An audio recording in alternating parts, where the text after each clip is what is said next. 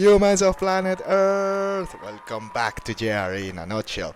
Today we're gonna find out if the moon landing was real. Was it real? Was it fake? Let me know what you think. If you think it was fake, I would be interested to know what people think about this. Um, there was some really good arguments in favor and against, and I'm gonna give you my opinion after topics. After topics, I'm gonna drop my 2 cents, tell you what I think about it, if it changed my mind, if I used to believe and now I don't, or I used to not believe and now I do. We'll see. So, but first, as usual, please don't forget to like, subscribe, press that bell, tell all your friends. We are in all of these social media, so wherever you want to follow and share, please do. And yeah, man, I would be really grateful.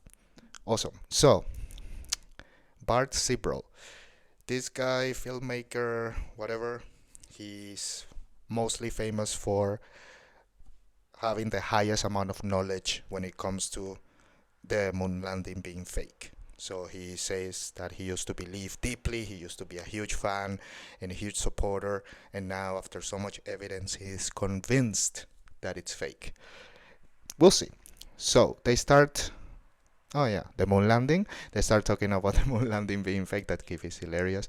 They talk at some point about the U.S. dropping nukes in space to test them on top of Hawaii, and fucking alarms going off in people's houses, and light post 30,000. I don't know how many broke. Crazy shit, man. This American government is so fucking disgusting. And of course, they give many arguments: Apollo 11, Apollo 1, all of the stuff, all of the things that we could speak about. One of the most famous, of course, is the flag, the famous flag. Of course, they speak about footage. Does the footage look real? Does the footage look fake? What about the stars? What about the sun? What about the shadow? The wind in the flag? All of these arguments I'm spoken about. And what is, for me, the strongest argument is something called the radiation belt. Allen something, Van Allen radiation belt. I don't really understand how it works, because again, I just heard a podcast about it. So, but apparently there is a very high radiation poisoning effect. I don't know, in between the Earth and the Moon, or let's say like around the Earth, some 1,000 kilometers or miles, wherever you're from the Earth up to some more tens of thousands.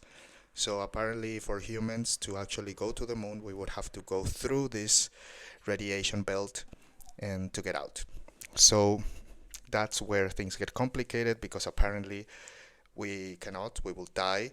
So the protection that they had in Apollo 11, which was the one that landed with Neil Armstrong and Buzz Aldrin and stuff, they had like millimeters of aluminum only, and it's just, they say it's physically impossible, whatever.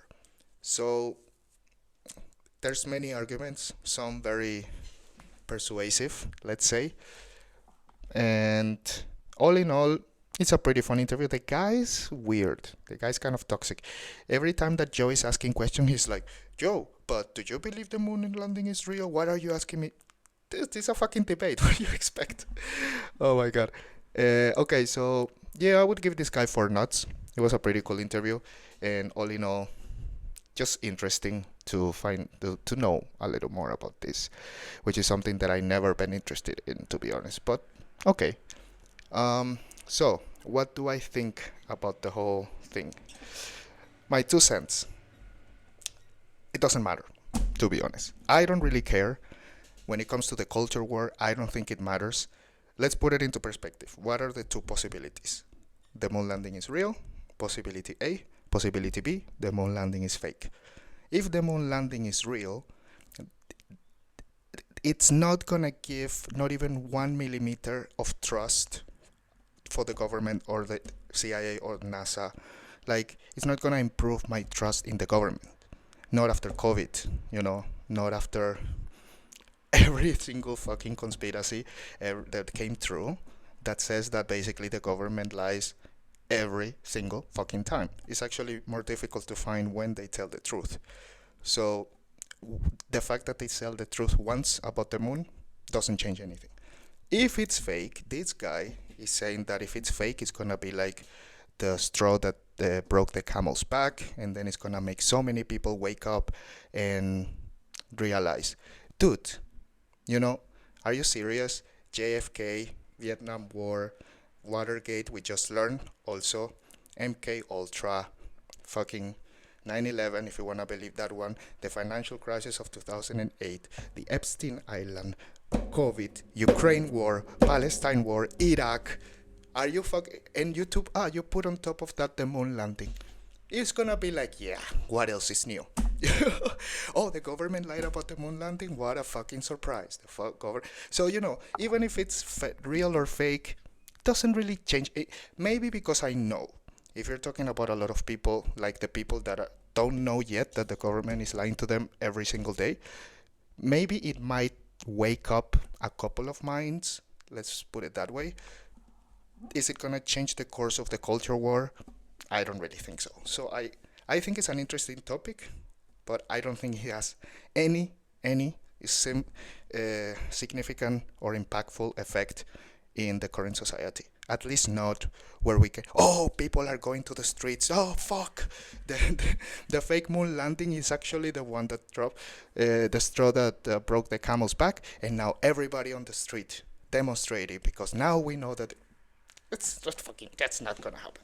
So honestly, I think it doesn't matter. I think this is something that we should listen to as a hobby, as interesting or not interesting. But again, whatever the reality is, either it's fake or it's real, both realities don't change absolutely anything, in my opinion, in any quantable numbers, in me personally and in the society. But that's just what I think. What do you think? Let me know if you want to share your opinion. So those were my 2 cents, and thanks again for listening. Don't forget that I have nothing to do with Joe Rogan or the Joe Rogan experience.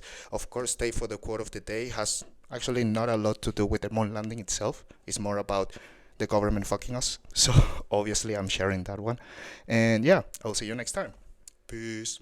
I know the type of person you are and the type of guests you have on your show. We're true patriots, and patriots have to face facts that when people take an oath to this country, it's to protect it against all enemies, foreign and domestic. They always want misdirection, the boogeyman, to be in some other country where the biggest traitors to our country are Americans in high office, right? That's what's going on. And the first document of our country isn't the Constitution. It's the Declaration of Independence, where it says when any government becomes destructive of life, liberty, and the pursuit of happiness, it is the right of the people to alter or abolish it. Well, according to Betty Grissom, they took away his life. They take a third of our income, they deceive us through a moon landing, and then they use that money to pay the salaries of the CIA agents who killed Gus Crimson.